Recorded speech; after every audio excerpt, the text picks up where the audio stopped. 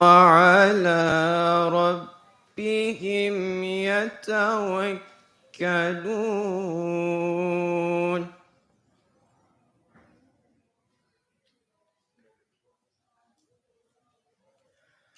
الذين يقيمون الصلاة ومما رزقناهم ينفقون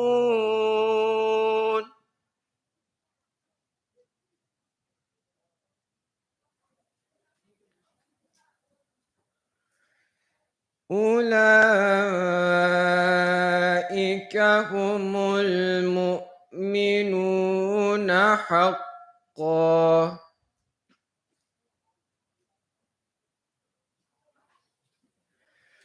لهم درجات عند ربهم ومغفرة ورزق كريم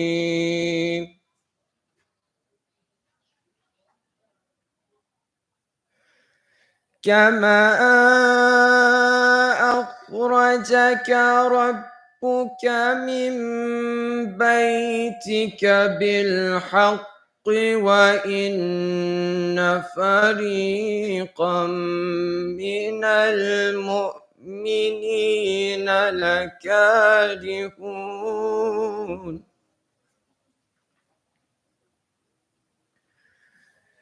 يجادلونك في الحق بعدما تبين كأنما يساقون إلى الموت وهم ينظرون صدق الله العلي العظيم صلوات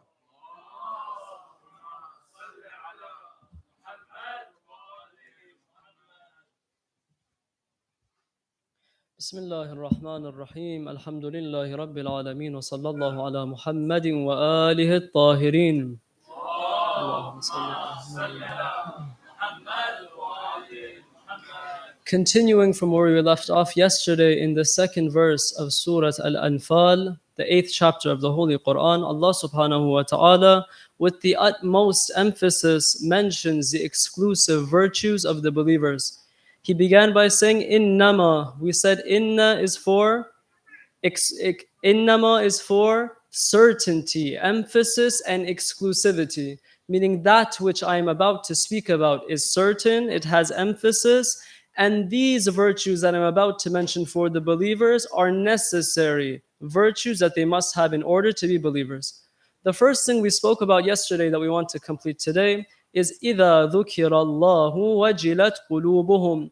When these individuals, these believers remember Allah, or when Allah is remembered, their hearts tremble. The trembling of the hearts here is not limited to fear.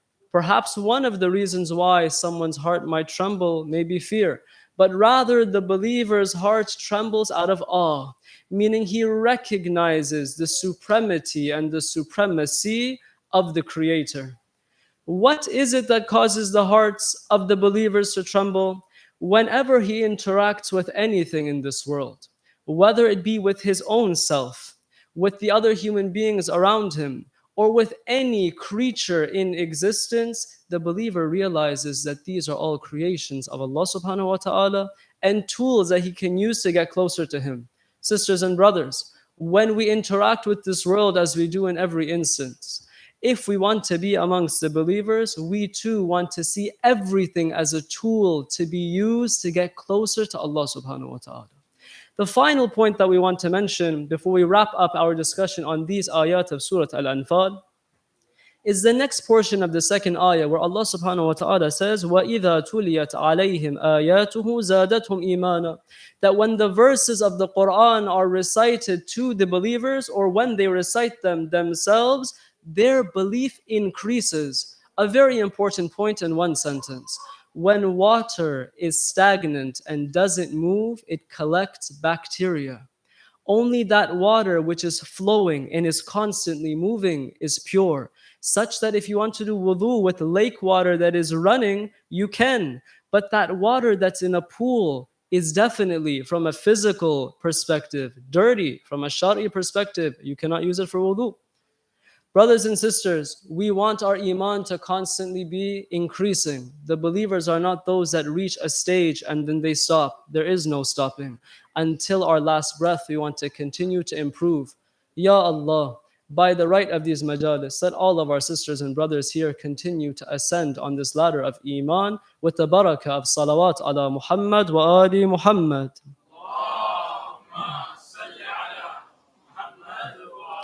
Our brothers for some reason have created a little semicircle right here. I can guarantee you, I know the speaker, Syed Kamil, does not bite. Please come 2 to 3 steps forward and fill this left area right here. That way the entrance is not blocked. Another loud salawat ala Muhammad wa ali Muhammad.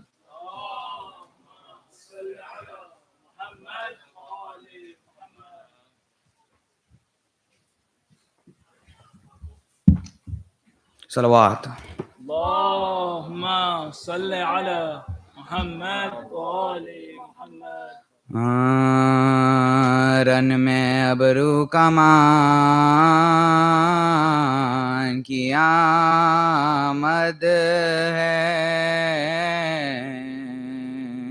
Asghar بے زبان کی آمد ہے، بھوکے کی ناتواں کی آمد ہے، پیاسے کی نیند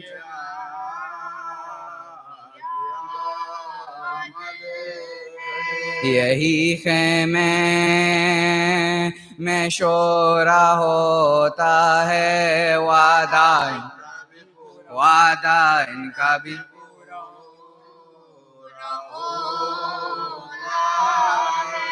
پیاس نے کر دیا ہے یہ عالم، غش بغش آتے ہیں نئے پیام، ہلتے ہیں ہاتھ پاؤں بھی کم کم، سینے میں اب نہیں سماتا دم، غم سے ماتم زدوں کو سکتا ہے، ننا سید پرا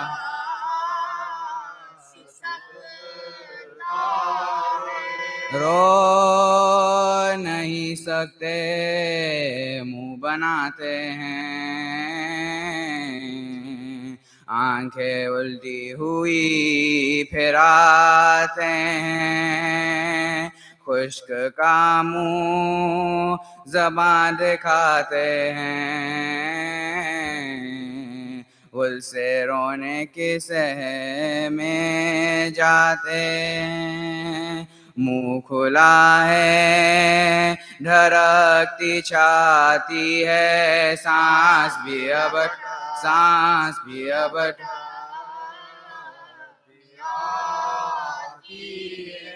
سینہ گرمی کے مارے جلتا ہے، ننھا سا دل پرا اچھلتا ہے، دم بدم رنگ کو بدلتا ہے، بس نہیں کچھ کسی کا چلتا ہے، نام پانی کا سب جو لیتے ہیں، منہ کو گھبرا کے کھو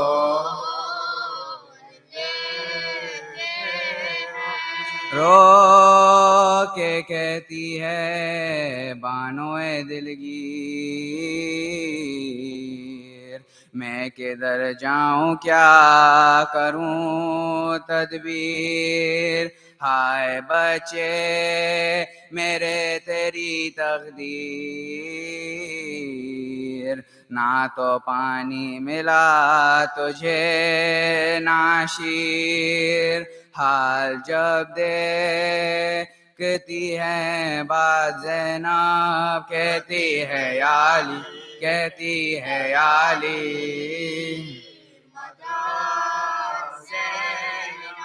کہوں گی جا کے میں ہوں سیدانی، دیکھو مرتا ہے یہ میرا جانی، تشنگی کی ہے اس پر طغیانی، واہ کیا خوب کی ہے مہمانی، کرو سیراب لال کو میرے، پانی دونوں نے پانی دونوں نے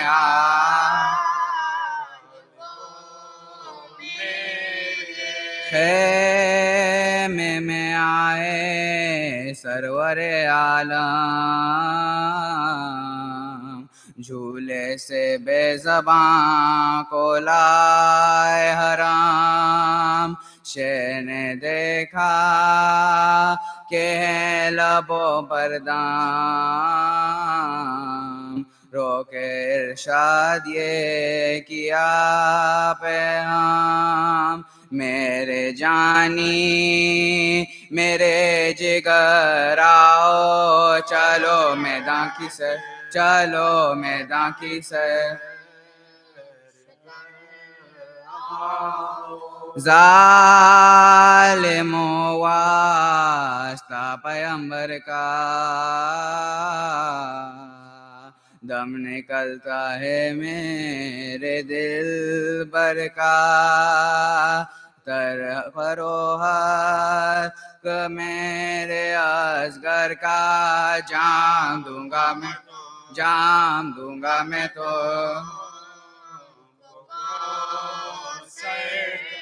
فرمولا بولا اب ملتا ہے، ٹھہرو ٹھہرو جو، ٹھہرو ٹھہرو ٹھہرو ٹھہرو،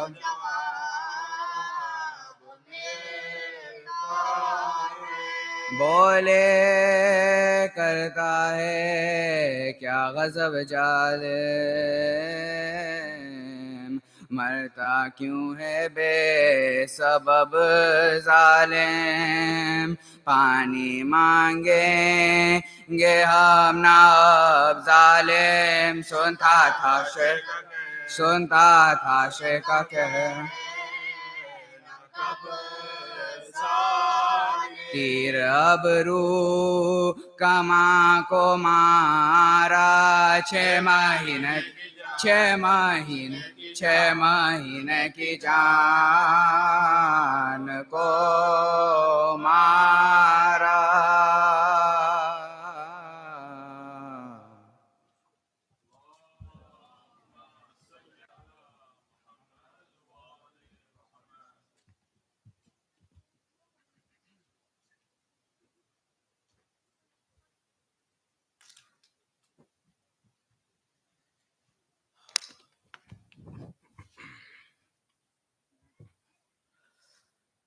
صلوات محمد وآل محمد.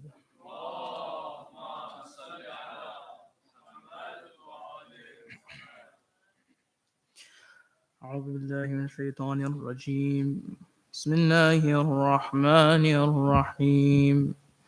السلام على عيسى روح الله وكلمته، السلام على محمد حبيب الله وصفوته، السلام على أمر المؤمنين علي بن أبي طالب، السلام على أمير المؤمنين علي بن أبي طالب مخصوص بأخوته، السلام على فاطمة الزهراء ابنته، السلام على أبي محمد حسن وسيد أبيه وخالفته. السلام على الحسين الذي سمحت نفسه بمحجته. السلام على من أتى الله في سره وعلانيته. السلام على من جعل الله الشفاء في تربته. السلام على من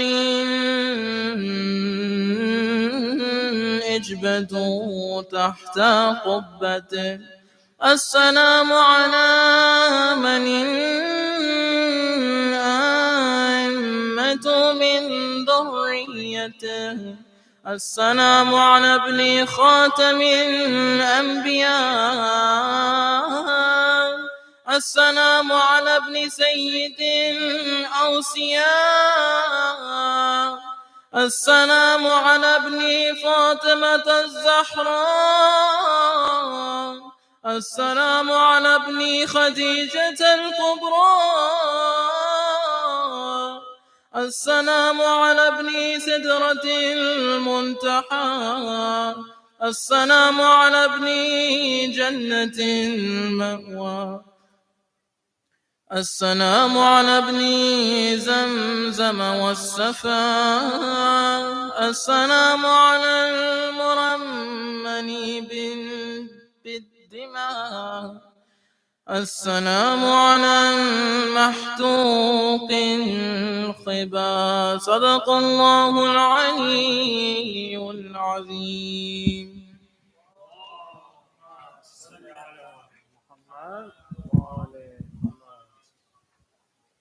Assalamu alaikum, everyone. First of all, the Mahdi Youth Society is honored to be able to host you these these 12 nights of Muharram. Our daily program starts at 8:45 p.m. with Surah Yasin, followed by Jamaat Maghrib Namaz taking place inside the main hall. Soon after that, we request you to make your way inside the tent where the program begins here with the Quran, a few verses of the Quran, followed by a tafsir of those verses, Ziyarat Nahiya, Salam or Marsiya, a speech, Noha, Matam, and Ziyarat. This Muharram, like I mentioned during these past few nights, we are joined by Syed Kamil Kazmi from Qum, and he will be covering the topic of Imamat, a love rooted in the heart and bearing fruits in man's 24 hours. We're trying to make these discussions or these lectures as engaging and interactive as possible. You all have the opportunity to submit your comments or questions by scanning the QR code on the screen.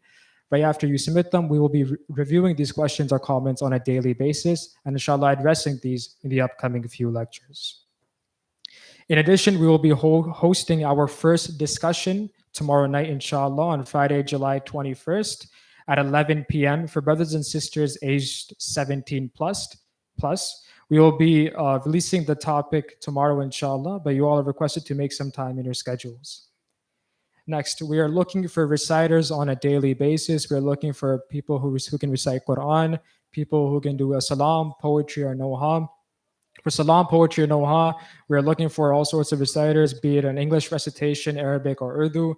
Everyone is welcome to recite. We have a form available on our social media pages, and you all are requested to sign up, inshallah. My brothers and sisters, to support these programs, we have a few sponsorships such as for Sabil. So as you can see on the screen, you can sponsor the Sabil and Majlis for $250. You can sponsor in the name of Hazrat Abbas alayhi salam with a sawab going to your marhumin and the marhumin of us all. We have a booth that will be set up at the back over there with the Mahdi Youth branded table where you can go and inshallah book a spot and inshallah make donations to help us continue to operate these majlis in these difficult times. We are also going to be inshallah selling these headbands that I'll just be showing you all. So we have these headbands that we will be selling from tonight on that table after Matam. You can purchase one headband for $3 or you can purchase two for $5. So inshallah you all have the opportunity to purchase these headbands for yourselves and inshallah come with these during these upcoming few nights. This upcoming Sunday, the Mahdi Youth Society is collaborating with a number of youth groups to host the Nainawa 2023 conference. It will be taking place this Sunday, July 23rd at 11 a.m. at Imam Mahdi Islamic Center. This year's speakers are respected scholars Sheikh Nabil Awan, Sheikh Jihad Ismail, and Syed Hussein Kazwini. Will also be joined by Brother Rashid Haider and the Tijani brothers. All proceeds will go towards sustainable water solutions through the Zahra Trust in Pakistan. Tickets are $10 each that can be purchased online at nainawa.com, or you can purchase them at the front door for $20. You can also check out our own Mehdi Youth social for more information. Last but not least, just a few housekeeping items. No food or drinks are allowed inside this tent. That includes the sharbat, so please be mindful of that. And last but not least, please keep your shoes on the shelves as you make your way through. I know the sisters don't have a shelf, but if you can just please keep your shoes as tidy as possible, just to make it easier for the individuals who will be coming soon after. And just before I invite up Syed Kamil, I'd request all the brothers to please stand up and make their way to this side of the tent with a loud salawat. Muhammad wa ali Muhammad. Allahumma salli ala Muhammad wa ali Muhammad.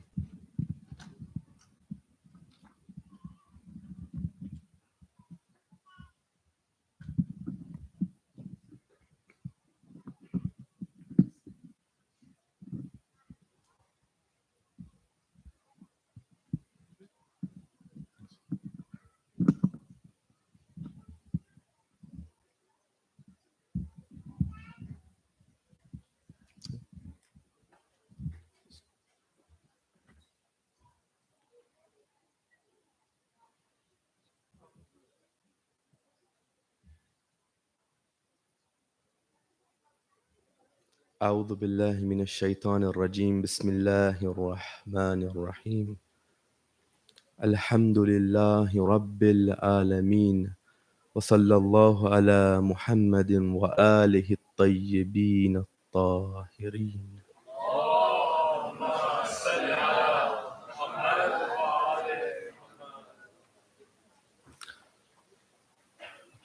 So the first night we talked about the source of our love, the thing which brings us to this particular tent today, this wudda. And we said that it was sourced where? We said it was sourced in the faith that Abu Abdullah had in Allah subhanahu wa ta'ala and his a'mal as-salih, his good deeds that he performed in his lives. So this love of ours, this wudda that was blessed to us by Allah subhanahu wa ta'ala, found its source in Abu Abdullah himself. He is the one who has brought us to his own tent tonight.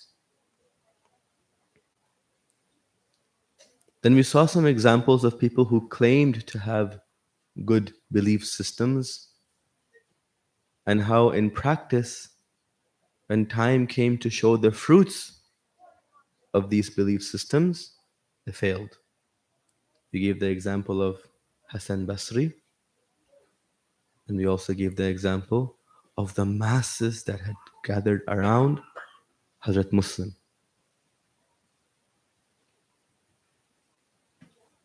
The second night, we said, let's look at what caused these fruits to not really show up when they were needed.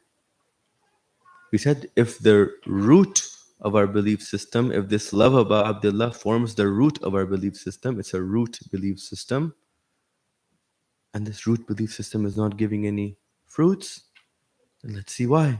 Perhaps it's infected with termites. The next day, we saw what these termites were. We looked at waswas, non-divine whispers.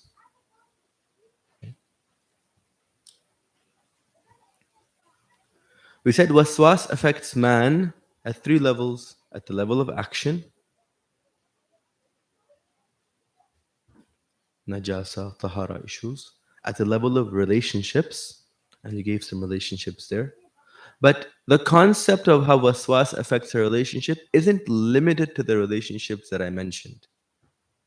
For a much more intensive list, I ask you to go home and look at Risalatul Huquq of Imam Sajjad alayhi salam. There he mentions certain relationships that man has with other things that don't typically come to our mind if we were to sit ourselves and think. Relationships like man, between man and his ears and his eyes. Relationships between man and his 24 hours. We saw what waswas actually does is he pushes man to transgress, to go beyond the bounds that he's allowed to be in. And we saw the Holy Quran telling us that man does that when? Man does that when he finds himself to be ghani, when he finds himself to be not needy. Okay.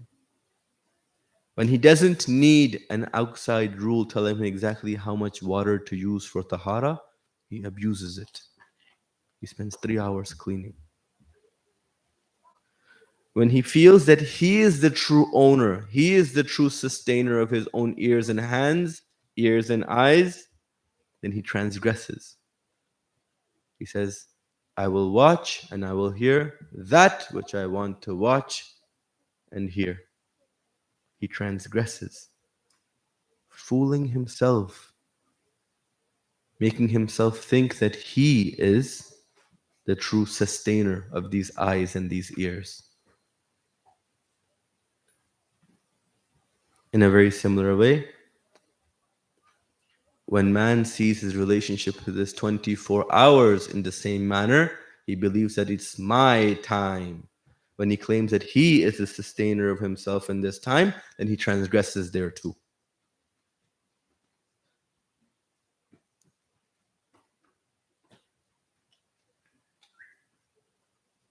We continued the talk and talked about this idea of the heart of a mu'min having 2 ears. And we analyzed that concept of 2 ears we got from a hadith. And we said, let's explain this example by means of landing strips. Now, these landing strips have a ripple effect to them. We talked about that. If you develop one type of landing strip, it allows for that particular type of cargo to land in your heart.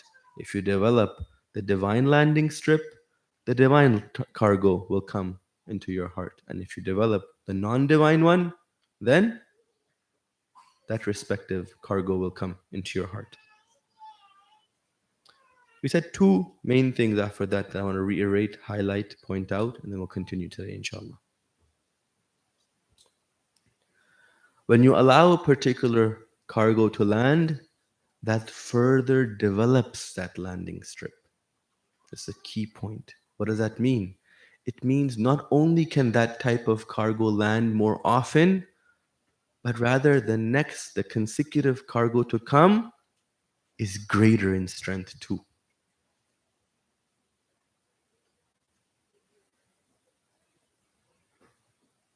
The other effect this does, if you activate, if you form this one particular type of landing strip, it deforms the other one. It prevents the other type of cargo from landing. So if you develop and form in your hearts the landing strip that allows the divine inspirations to come, by definition, that deforms the other landing strip, prevents waswas from coming into our hearts. Okay. So we talked about why access the belief system. Why should we assess this belief system? We talked about how waswas affects man. And today's topic, today's question that we want to answer is, how does waswas affect at the level of the root belief system? What was the general effect of waswas? what did it push you towards? It pushed you towards transgression, to break boundaries. Okay? This effect holds.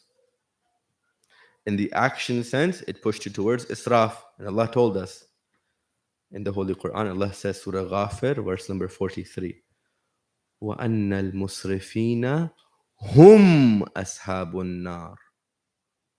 Okay? If you do israf, these guys are the people who do israf, who fall prey to waswas. What's the result of transgression? You become the ashab of hellfire. This effect holds at every level. When you transgress, what's the result of that transgression? A naturally occurring result is hellfire itself. That transgression itself is actually hellfire for you.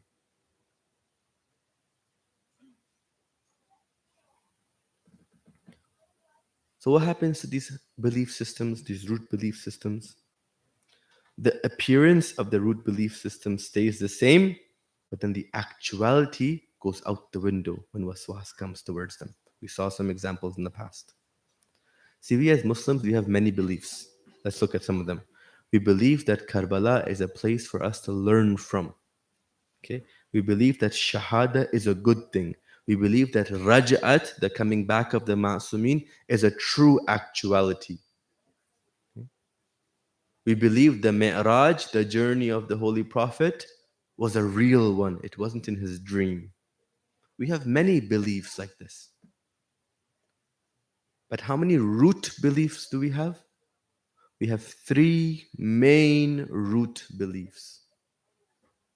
What are they? We have the belief in the origin, Tawheed. We have the belief in the destination, Ma'ad. And then we have a belief in the in-between, which is this divine wilaya.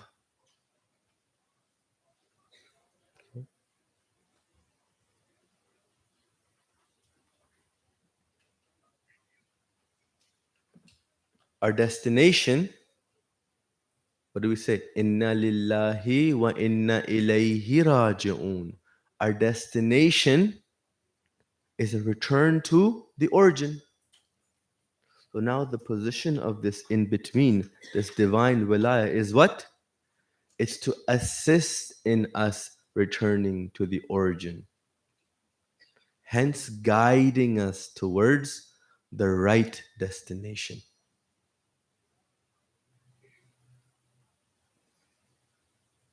So these three serve as our main root belief systems.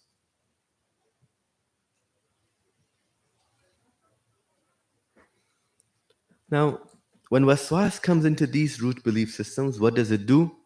Well, first and foremost, it separates the three. It makes you look at them like a list, independent from one another. Tawheed, separate. Wilaya, meaning Nabuwa, and Imama, separate. Tawheed, meaning Tawheed and Adala, separate. And Ma'ad, separate. So it divides into three, each being seen as an independent thing. What happens when you can separate these three? Well, now waswas comes and starts to eat away at their actuality. See, when the three were together, when they were understood together, right? That was the actual way of understanding this root belief system. Having an origin and a destination, and then the role of that wali, the role of that divine wilaya was what? To lead man to the right destination, which was what? By definition was a return to the origin, Tawheed. All of it was pushing us towards what? Towards the origin, towards Tawheed. When you come and you separate them and look at the three as independent entities, what happens? Now waswas can come and erode the essence and the reality of these three. It deforms the meaning. Let's look at two extremes here. The first extreme, waswas does what? It separates the root belief system of divine walaya from tawheed. And from tawheed to ma'ad, separates the three together. Then what happens? Then a person who's been inflicted with this starts to ask few questions. And the questions are like this. Is tawassul really in line with tawheed? Is asking the Nabi and the Imams for help really in line with tawheed? It goes further. When you go for ziyarah, when you go for Hajj in particular, and the ziyarah of Medina, you encounter individuals that have been afflicted with this type of waswas in their root belief system. When you go and you want to ask the Nabi for du'as, when you want to stand before the Holy Prophet and ask for something, somebody who's inflicted with this type of waswas in their root belief system questions your action. Is this action of asking a divine wali in line with Tawheed or not? He sees the deformed tree that he has as the real one. And he starts to reject the actual tree itself. He didn't consider that perhaps what he had was infected with termites. See, his faith was not based off of understanding. Let's resolve this extreme right here and right now. I have 2 kids. Okay? Imagine I have 2 kids. I have 3 in reality. I have 2 kids, let's say. A brother and a sister. Okay? I tell the sister, the younger one, let's say, if you're getting in trouble for something, go ask your older brother for help. If she's getting stuck somewhere and she goes to her older brother, is this not an example of obedience to me? It is. So, in the very similar manner, tawassul really is obedience and submission towards Tawheed. We're not going, remember what we said? That our root belief systems aren't separated into 3 things. We're not going to the wali of Allah. We're not going to the Nabi, the Imam Ma'soom, as a separate, independent thing from listening to Allah. In fact, Allah is the one that's encouraged us and said, if you get stuck, if you don't know how to come to me, go to these individuals. They know how to come. They will help you. So in this case, tawassul is sourced in Tawheed. If you separate the 3 root belief systems, you get stuck.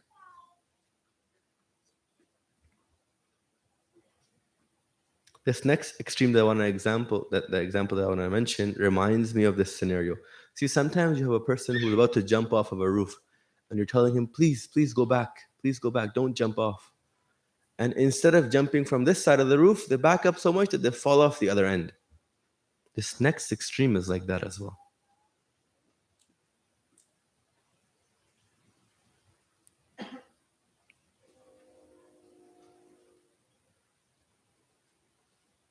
Here too, waswas comes and does what? Exactly in the first case scenario. It first separates the 3 root belief systems. Tawheed, the origin, the destination, and the in-between are no longer linked. Tawheed is not seen as the origin. And ma'ad is not seen as a return to the origin. And the in-between is not seen as guidance for man to go from where he is towards the right destination. So waswas comes, separates the 3 root belief system in your hearts.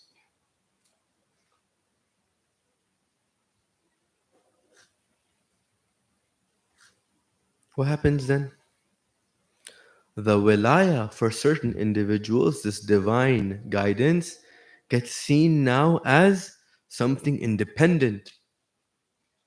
It becomes the origin and the destination in the wrong sense.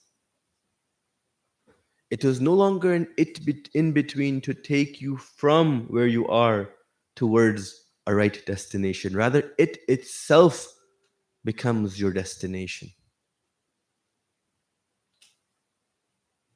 What happens then? Certain good practices that the Ahl Bayt were telling us and prescribing to us, they themselves follow. Now this person starts to back away from those practices. When the Ahl Bayt greeted one another, we recite Hadith Kisa, right? It's a hadith which talks about the Ahl Bayt greeting one another. When they greeted one another, how did they greet each other? They said, Salamu alaikum. Now, this person inflicted with this particular issue starts to change. I said, no, I want to show that I have this wilaya significantly high inside myself. And he transgresses. He goes further beyond what the Ahl Bayt did there in their actions. He goes beyond that. Now, when he meets another believer, he says, Ya Ali. Is Ya Ali a bad thing to say? No. It's an extremely good thing to say.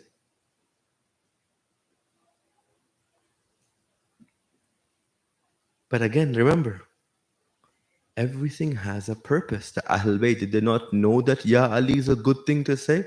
We have riwayat mentioning the name of Imam Ali is ibadah. Hadith Kisa, pick it up. When Imam Hassan comes to Sayyida Fatima to Zahra and he wants to enter into the cloak, does he say Ya Ali or does he say Salamu Alaik? If I'm somebody who understood them to be guides, right, then I have to follow in their example. So if my root belief system is leading me to do certain actions which seem to be apparently off from what the guides themselves were doing, a question mark should be raised within me. What's the source now? God forbid I may have termites. Salawat, please.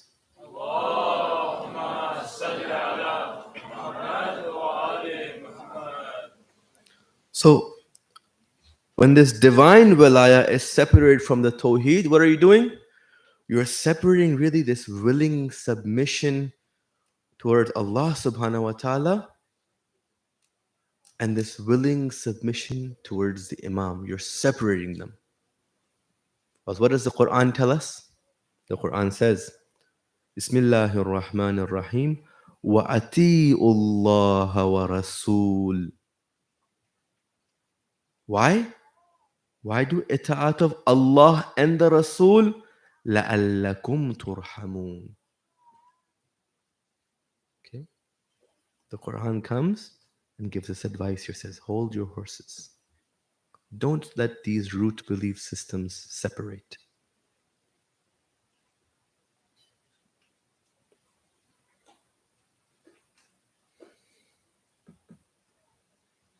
We have willing submission towards the Ahlul Bayt. We have willing submission towards Allah subhanahu wa ta'ala. And these are not two separate things. The Ahlul Bayt are the in-between, leading us to the right destination. What is the right destination? It is a return to Allah. Return towards Tawheed. Inna lillahi wa inna ilayhi raji'un. So sometimes this waswas comes and it deforms the meaning of imamat for us. And when it deforms the meaning of imamat for us, it causes sometimes an imbalance in our actions. Remember, saying Ya Ali is ibadah. It's not a bad thing. I am not prohibiting the utterance of Ya Ali. Let's look at some other examples.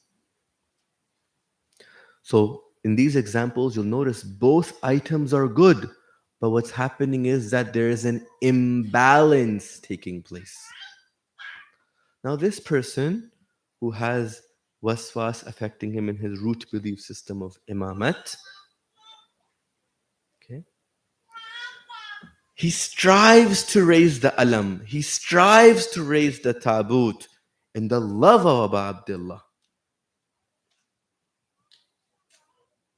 But he does not strive to raise himself for salah.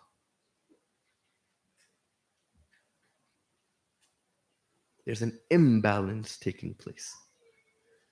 Is raising the alam in the love of Abu Abdullah a good thing? Of course it is. Is kissing his blessed name on a flag a good thing? Of course is it. It is. Is striving towards that a good thing? Absolutely yes. The key point is that there's an imbalance happening here. What was the purpose of the divine wilaya? It was to take us to the right destination. The right destination was the return to Tawheed.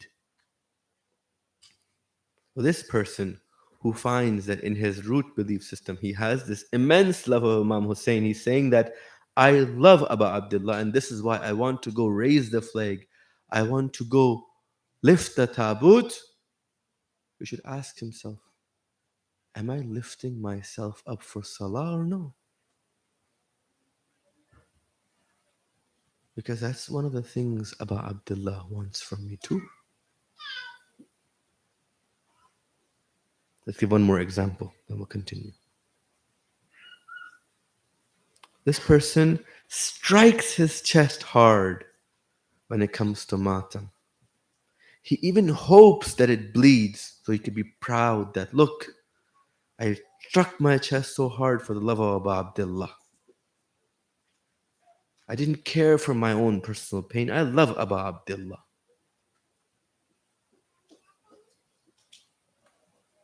Within the bounds of his deen, his sharia, he wants to show that he loves his imam.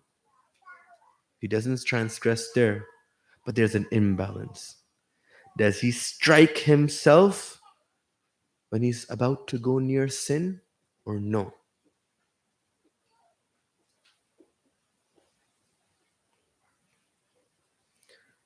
Matam and azadari is an extremely important thing in our life. It's the thing that keeps us alive. It otherwise would be dead.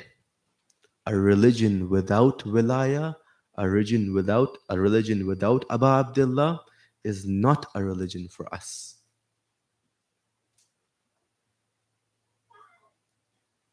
But there's balance that needs to be maintained. The active strive that I have towards serving the tent of Abu Abdullah, that has to be coupled with active strive towards my return to the origin. Because that's the purpose of divine wilaya.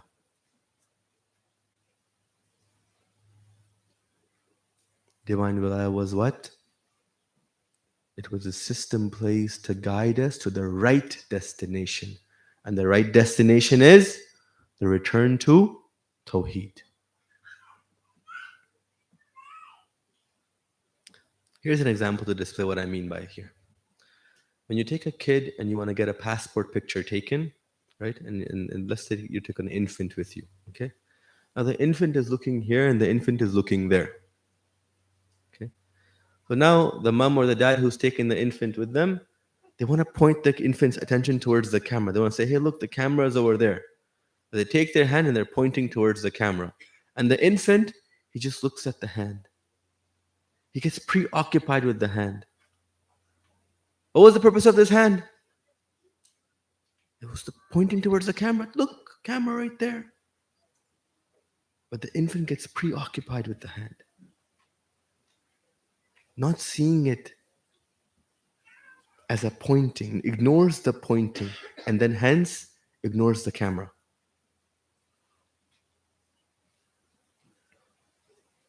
That's one effect of somebody whose root belief system of imamat gets some termites in it.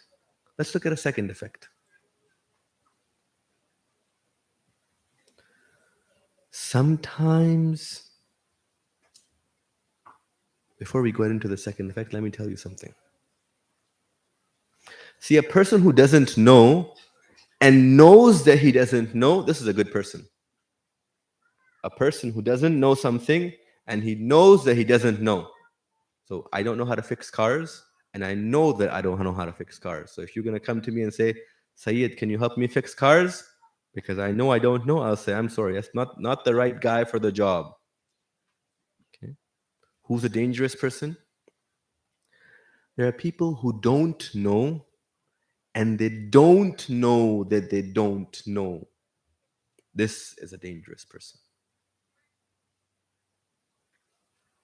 They're a danger to themselves and to others.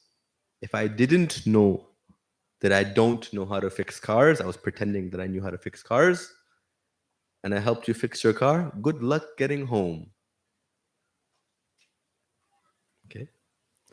What happens in the second issue is that because we don't know the true position of this divine system, this divine wilaya system, we've separated it from Tawheed, we've separated from Ma'ad. It is no longer the in between, it becomes our independent variable. We belittle it while thinking we're praising it.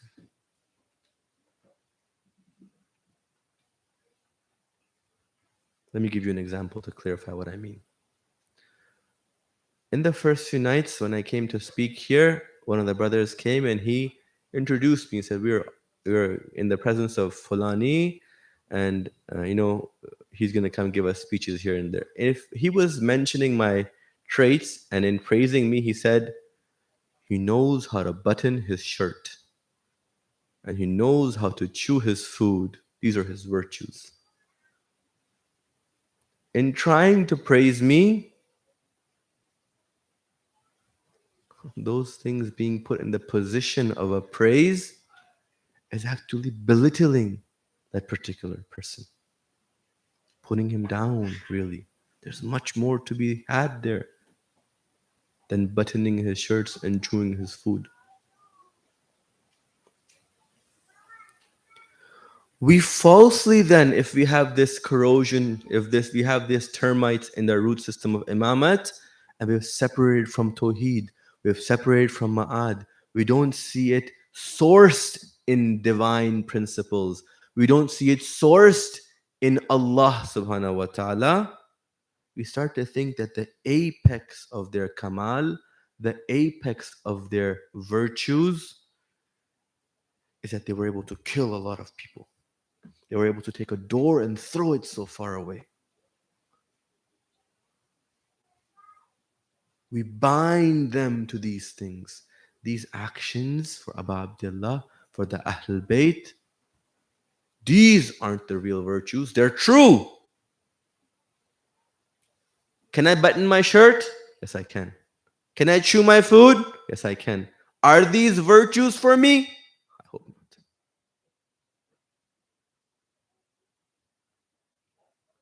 The Ahlul Bayt can do these things. But by placing these things as their apex of virtues, I recognize the Imam as somebody who threw the door.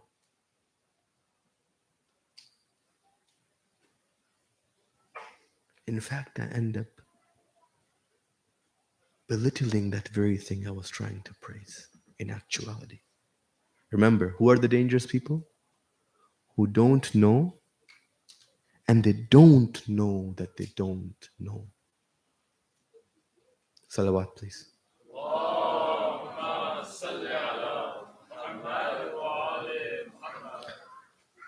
So tonight, in our historic example, we're going to look at one apex quality of an imam.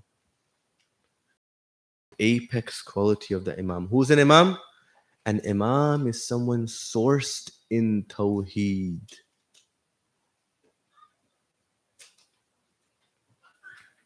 See, if I restrict history to just facts and figures, then it has very little benefit for me. Only when I start to take some meaning from it in assistance of my 24 hours today, Now I'm giving history power. Now I'm allowing history to cause real change. Okay? So focus on these examples.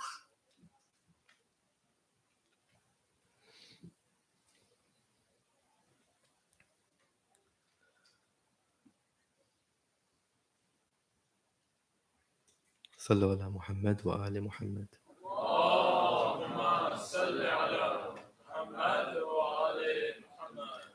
One of the attributes of Allah subhanahu wa ta'ala that's mentioned in dua iftitah,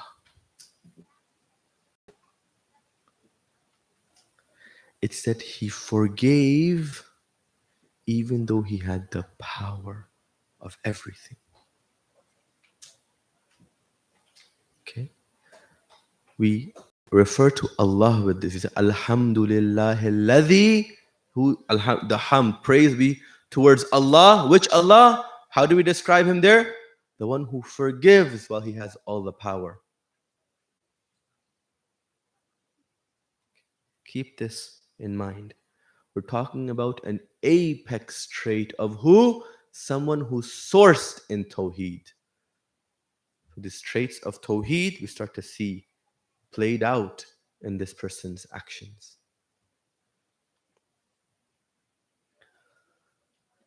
Assalamu ala awliya illahi wa asfiya'ih.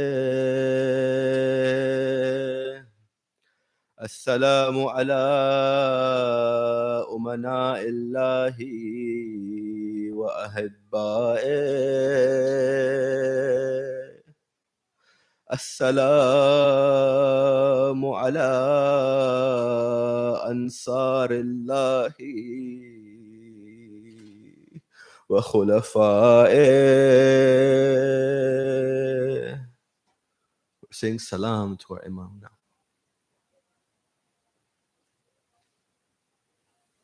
Salam to the one who helped Allah. Salam to the one who was a supporter of Allah. Salam to the one who was the representative of Allah, not separate from Him. Assalamu ala mahal ma'rifatillah. Assalamu ala masakin dhikrillah.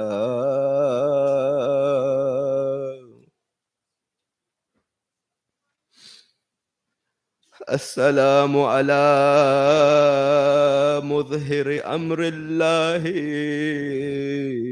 wa nahyih.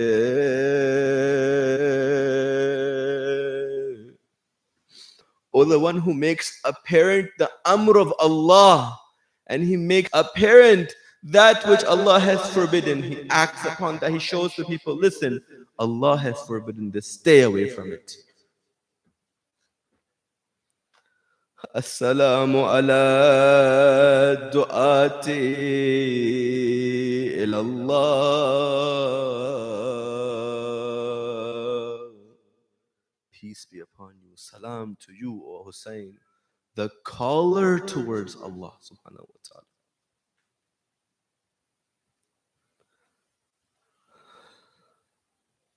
What was the trait of Allah? Walhamdulillahi ala afwihi ba'da qudratih. Let's see how Abu Abdullah manifested this trait. Let's see how Abu Abdullah manifested this trait of Allah on earth. You see, Hur, he was sent with 1,000 soldiers to stop Abu Abdullah. Look how Hur is developing his heart throughout this journey. He's sent with 1,000 soldiers to stop Abu Abdullah. Prayer times hits. Hur, being the leader of 1,000 people, could have gone and prayed separately. He comes to Abu Abdullah and he brings the thousands as well. He says, while you are here, Abu Abdullah, how can I lead prayer? How can we have a separate prayer from you while you are here? Now, Hur, being at that time on the side of the people stopping Abu Abdullah, starts to develop his heart. He's developing it for the divine inspirations. He's showing adab here. He's still coming here with 1,000 people strong, trying to stop Abu Abdullah. But this one action of his starts to fix his heart a little bit now. It prepares him for divine inspiration. Look at the adab of Hur. And when the Imam sees the adab of Hur, the Imam wants to guide him further. How does the Imam guide him further? The Imam gives him one more opportunity to show himself. The Imam says to him, ثَكَلَتْكَ أُمُّكَ مَا تُرِيد. May your mother mourn over you. مَا تُرِيد. What do you want from us? When Abu Abdullah now wants to return back to Medina and saying, look, if you're not going to let us go forward, then at least let us go back. Hur, with these 1,000 men, stop him there too. And Abu Abdullah is using this chance to give Hur an opportunity. See, in this stage, when Abu Abdullah talks like this harshly with Hur, Hur has two routes that he can take. He could give in to the waswas and reply in kind, or he can take from divine inspiration. Let's see how he replies. Hur says, Wallah mali ila dhikri ummik min sabilin illa bi ahsani ma nuqaddiru alay. What did he say? He said, I swear to Allah, Wallah, there is no mention of your mother, Sayyidah Zahra, except that it's with the best of mentions, in line with her high status.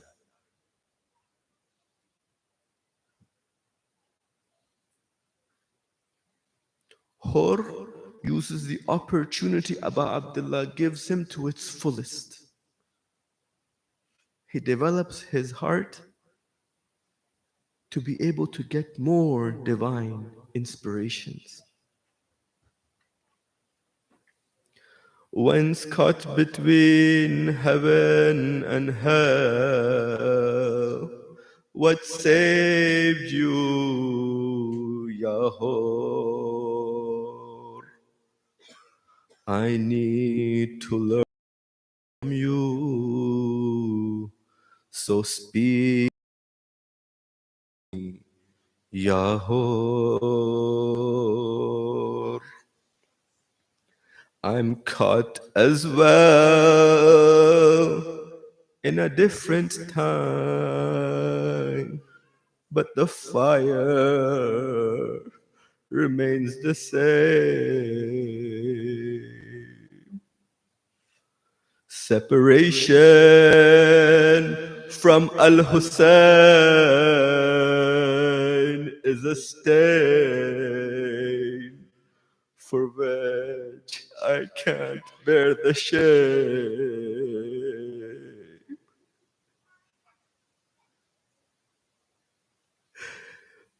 On the day of Ashura, Nahor realizes what he's done, and he set his heart towards Abu Abdullah. He comes and he joins Abu Abdullah's army.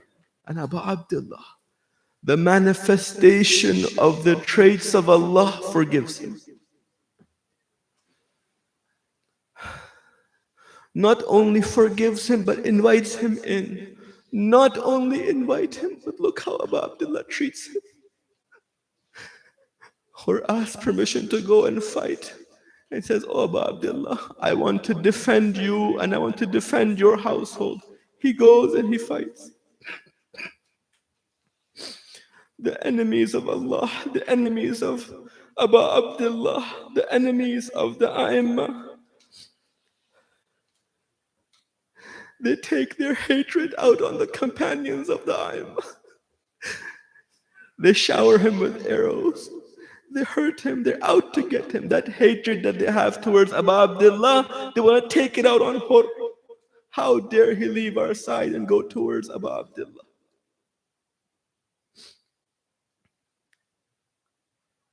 But Hur, look at Hur. He's dissolved in the divine. He sees nothing but his master. He's being led towards Allah subhanahu wa ta'ala. When he falls from his horse, he's blessed with Abu Abdullah being there. Abu Abdullah comes to him. Imam puts his hand on the face of Hur and he caresses and comforts him. And he tells him a few things. He says, Anta Hur kama summiyatka ummuk. You are free just like how your mother named you. Anta Hur fi dunya. In this world you are a free man. Free from what? Free from transgression. In this dunya you were a free man. You freed yourself from transgression. And what's the result of that? وَأَنْتَ حُرٌّ فِي الْآخِرَةِ. You're a free man in the akhirah as well. You don't get the effects of transgression in akhirah. Where is the hand of Allah? And where is this face drowning in this world? We're talking to Abu Abdullah now together. We're talking to Abu Abdullah and remembering how he caressed the face of Hur. And we're giving ourselves some divine inspirations to take a lesson from history. Where is the hand of Allah?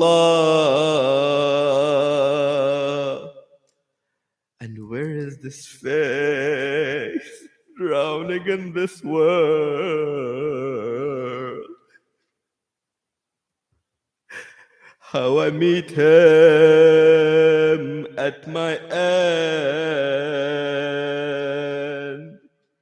is based in my choices in this world. There is no corrupting this hand. It does what it does in the hereafter and in this world. The hand of Allah, it strikes the wrongdoers and comforts the likes of Hur. Be it here, be it in the hereafter, or be it in this world. لعنة الله على قوم الظالمين. يا حسين يا حسين يا حسين يا حسين يا حسين يا حسين يا حسين يا حسين يا حسين يا حسين يا حسين يا حسين يا حسين يا حسين يا حسين मातम